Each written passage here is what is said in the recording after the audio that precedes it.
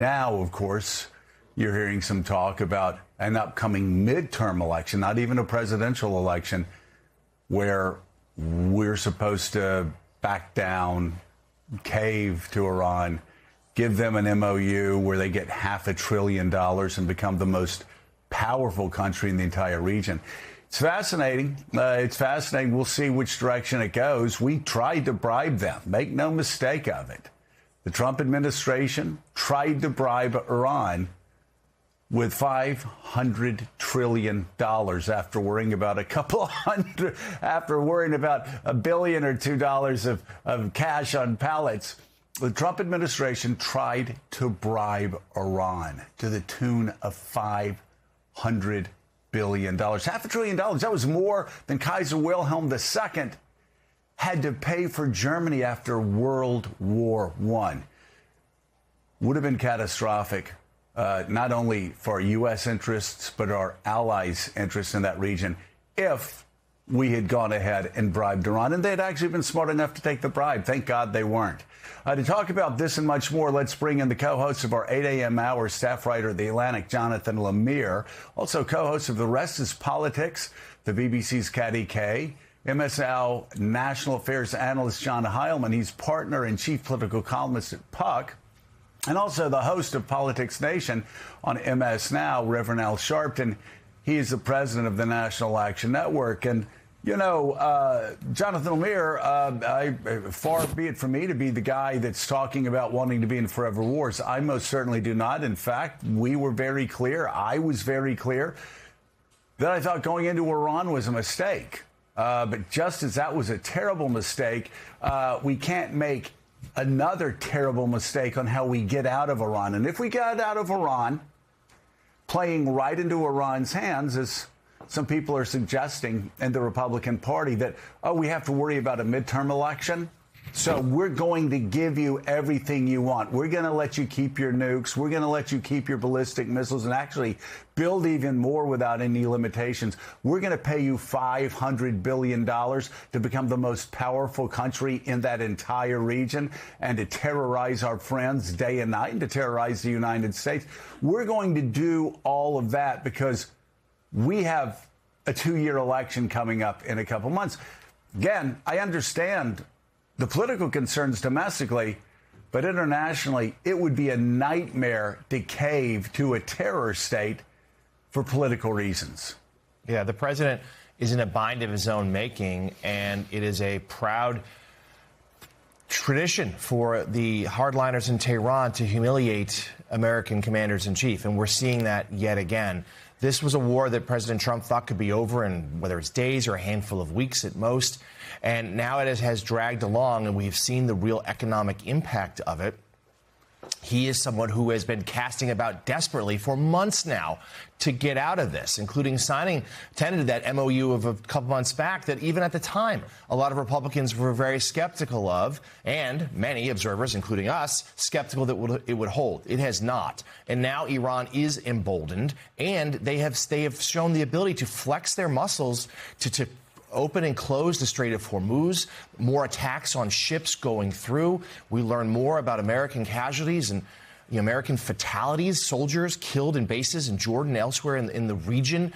They've been able to really inflict might, and President Trump has blustered about this. Now, 10 straight days, we've hit Iran in some way, but there's some early intel analysis that suggests not really making much of a difference. So therefore, he is in a bind, John Heilemann, as to the way forward.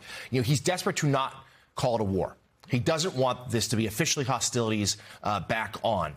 Yet he's also, as Joe just said, in a really impossible situation because the only way to stop the fighting is to more or less cave to the current position, the status quo, which includes Iran being empowered and being in control of the Strait of Hormuz, which is unacceptable to the other countries in the region. And they've made that clear to Washington, but also would have real detrimental impact, including gas prices rising ahead of the midterms. I think I'm not sure what definition of war would apply under which we haven't been at war since February. You know, even in the period of time when we had the ceasefire, there was never really the fire never really ceased, and we're now exchanging volleys of artillery almost every night, Jonathan. It's like, I think for most Americans who look up and see, it's had a couple more Americans service deaths. We've seen that there have been revised estimates as to how many injuries there have been over the course of the war. I don't think there's anybody in America who, if you went and asked them, are we at war with Iran right now, wouldn't say the answer to that question is yes. And that's the real challenge for Donald Trump right now, is that the question is whether we're in a hot war, whether we're in a war that seems to be winding down or seems to be winding up. And right now, the war seems to be escalating, and that is bad politically for his party. I mean, I think the biggest problem here, and Rev, I mean, we could kick this around, but it's this war was a mistake from the very beginning. And the choices that the president now faces are choices that were eminently clear from the moment we entered. He does face, as Jonathan says, a great conundrum is how to figure out how to get out without doing long-term damage to the U.S. interests. But it's all self-inflicted. He probably is a victim of his own misreading what was going on. Let's remember, he became involved in this when there were thousands and thousands of people in Iran marching against the regime. And he sort of thought he would come in and ride the wave of let's topple them. I can do it in 7 days. He apparently had no real thought out strategy of what happens if the crowds are not there. What happens if the people don't topple? And I'm not riding a wave, but I have to provide the basis of it. He didn't have a strategy. It wasn't thought out. It was, I'm going to ride the wave. I'm going to look better than Obama. And then all of a sudden, the crowds were not overtaking Iran. And then he had to come in and try to do a quick military move, kill people, including their supreme leader. And that didn't work. There was no long-term strategy. There was no what if, what might happen, then what, no plan A, B, or C. And he's caught out there hanging now. And no matter which way he goes, he's moving at deep risk. But more importantly, he's putting the United States in that, which we're paying at the gas prices to begin with. We don't know where this could lead the American public as we go into the midterm elections. Well, and Caddy, there's that phrase again, the midterm elections.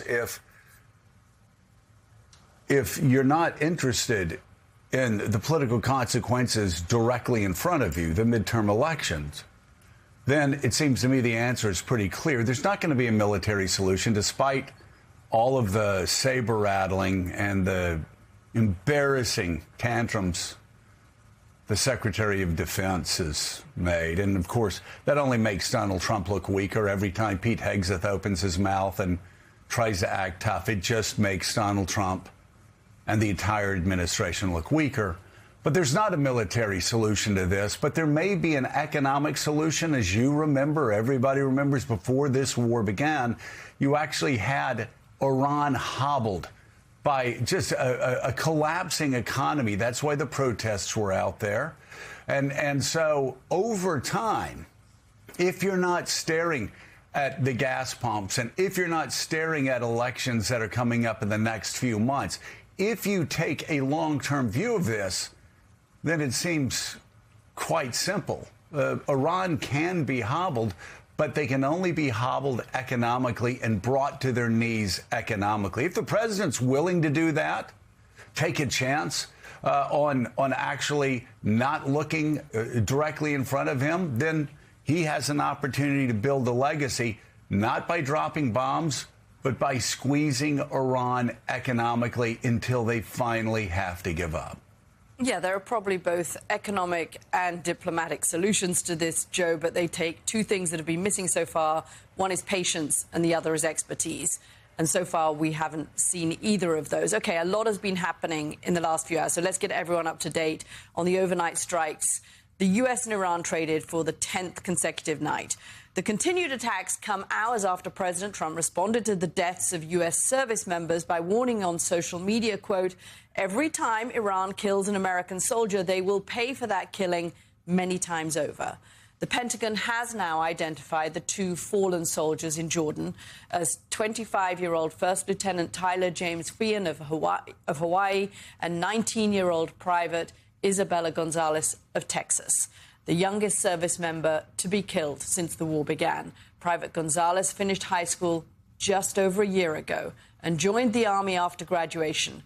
Her former roommate told the New York Times, quote, "She was always dancing all the time, especially if I woke up and I was in a bad mood, she would start dancing." Lieutenant Feehan, described by friends to the Times as charismatic, competitive, and a leader, had graduated from Southern Utah University and was just weeks away from earning an MBA from the school. The Army said Lieutenant Feehan would receive the Bronze Star and the Combat Action Badge, and that he would be posthumously promoted to captain. Meanwhile, nearly 100 American service members have suffered some level of injury since July the 7th, as the U.S. and Iran ramped up those attacks. That's according to Pentagon spokesman Sean Parnell, who added the vast majority of those injuries were minor concussions, and most members have returned to duty. This update from the Pentagon comes after the New York Times reported that in the week leading up to the Iranian attack in Jordan that killed the 2 U.S. soldiers and left one missing, Iran carried out 3 other strikes against U.S. forces in the country. Officials tell the Times those attacks injured dozens of U.S. service members and damaged several helicopters. The paper adds the Pentagon had not disclosed the earlier strikes, nor the casualties and damage they inflicted. Parnell pushed back and denied any concealment, calling such claims fabrications. As for the fighting, well, Iran once again responded to the U.S. strikes, targeting U.S. bases in Bahrain, Kuwait and Jordan, and also attacked a tanker in the Strait of Hormuz, forcing its crew to abandon the ship. And as for how long this back and forth may continue, the Washington Post reports Iran's government is unlikely to feel significant impact or soften its negotiating position as a result of new rounds of U.S. military strikes. That's according to a new intelligence assessment described by current and former U.S. officials, who add that analysts at American spy agencies also have concluded Tehran and Washington are for now stuck in an indefinite limbo between peace and war.